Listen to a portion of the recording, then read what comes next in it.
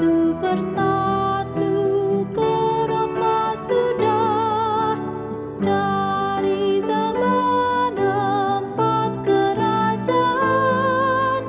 Kita berada di akhir masa. Perhatikan tanda yang dinubuatkan dari zaman empat kerajaan. Perhatikan tanda yang dinubuatkan. Kiamat hampir tiba. Kerajaan Babylon yang pertama, lalu kerajaan Medo dan Persia, kerajaan Gerika pun berkuasa. Romawi purba perintahkan dunia.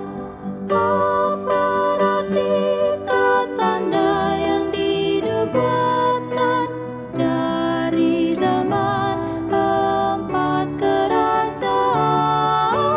Perhatikan tanda yang dinubuatkan. Kiamat hampir tiba. Kerajaan besi dan tanah liat terpecah lalu berakhir sudah. Drama besar apa sesudahnya? Kerajaan Kristus selama-lamanya.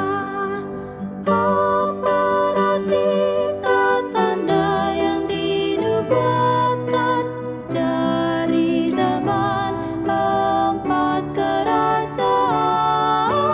Perhatikan tanda yang dinubuatkan. Kiamat hampir tiba.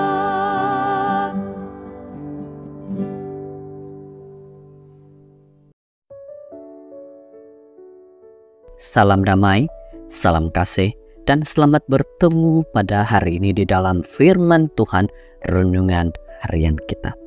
Semoga renungan ini, pelajaran ini dapat memberikan nasihat, tuntunan bagi hidup kita agar lebih teguh dekat kepada Yesus Kristus. Dan pada waktu ini, mari kita sama-sama berdoa. Tuhan Yesus Kristus, kami berdoa pada saat ini. Pimpin kami dan tuntun kami agar kami dapat mengerti firman-Mu ini dengan baik. Di dalam nama Yesus. Amin. Judul firman Tuhan pada kali ini, menguburkan yang mati. Oktober 25. Roma 4 ayat 7. Berbahagialah orang yang diampuni pelanggaran-pelanggarannya dan yang ditutupi dosa-dosanya.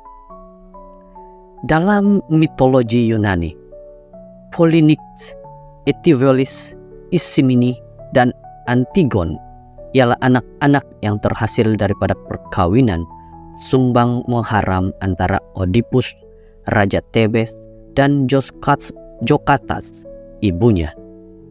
Apabila Oedipus meninggal dunia, diberitahu bahwa Polynix dan Eteocles bergaduh mengenai takhta yang terakhir dengan kedua-duanya mati.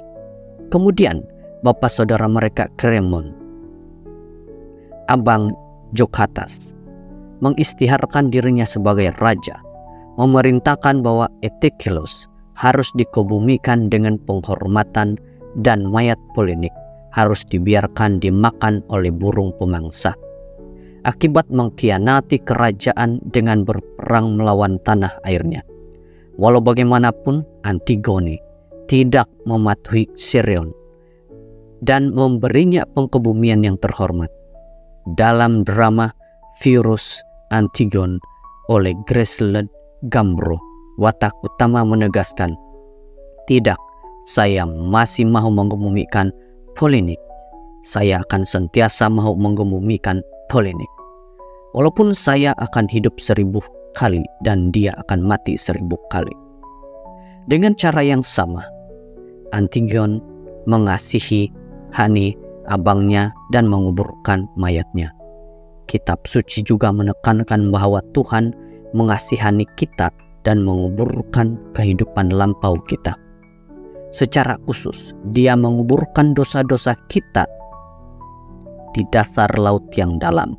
Mika 7 ayat 19. Atau tidak tahukah kamu bahwa kita semua yang telah dibaptis dalam Kristus telah dibaptis dalam kematiannya? Dengan demikian kita telah dikuburkan bersama-sama dengan Dia oleh baptisan dalam kematian, supaya sama seperti Kristus telah dibangkitkan diri antara orang mati oleh kemuliaan Bapa, demikian juga kita akan hidup dalam hidup yang baru. Roma 6 ayat 3 hingga 4. Pembaptisan dengan pencelupan melambangkan matinya kehidupan sebelumnya yang dicirikan oleh keinginan jahat, kemarahan, kedengkian, hujat, nafsu jahat, ketamakan, dusta, dan perzinaan. Kolose 3 ayat 5 hingga 9. Pada masa yang sama, pembaptisan bermakna lahirnya kehidupan baru yang dicirikan oleh kebaikan, kerendahan hati, belas kasihan, kesabaran, kelembutan, dan kasih. Ayat 12 hingga 14. Namun begitu, ada ramai orang yang ingatannya diganggu oleh ingatan akan dosa dan penderitaan mereka dengan membawa mayat yang telah dikubur oleh Yesus Kristus. Mereka sadar bahwa Dia boleh mengampuni mereka, tetapi bertindak seolah-olah mereka lebih baik daripada Tuhan. Mereka tidak boleh memaafkan diri sendiri. Dalam suntingan yang diberikan inspirasi, Ellen G. White menulis, bahasa jiwa haruslah bahasa kegembiraan dan kesyukuran. Jika ada yang mempunyai bab kelam dalam pengalaman mereka, biarkan mereka menguburkan bab itu. Jangan biarkan sejarah ini menjadi terang dengan pengulangan. Kembangkan hanya pikiran dan perasaan yang akan menghasilkan rasa syukur dan pujian. In heavenly place, muka surat 36. Adakah terdapat dosa-dosa lampau yang menyerang pikiran Anda dan mengganggu Anda? Setelah mengaku dosa-dosa itu dan telah dibaptiskan, Anda telah memberikan dosa-dosa itu penguburan yang terhormat. Jika dosa-dosa itu kembali 1000 kali, 1000 kali kuburkan dosa-dosa itu. Lihat bagaimana Tuhan mengasihi Anda, sehingga Dia menguburkan dan melupakan kesilapan Anda, supaya Anda boleh berbahagia. Ibrani 10 ayat 17. Saudara-saudara, pada saat ini firman Tuhan berkata kepada kita bahwa Tuhan mengampuni kita dengan seberapa besar pun dosa dan kejahatan kita. Mari dekatkan diri kepada Yesus. Kita berdoa. Tuhan di sorga, terima kasih atas berkat-Mu, tuntunan-Mu. Terima kasih atas segala sesuatu yang telah Tuhan berikan. Kami bersyukur atas nasihat-Mu ini. Di dalam nama Yesus. Amin.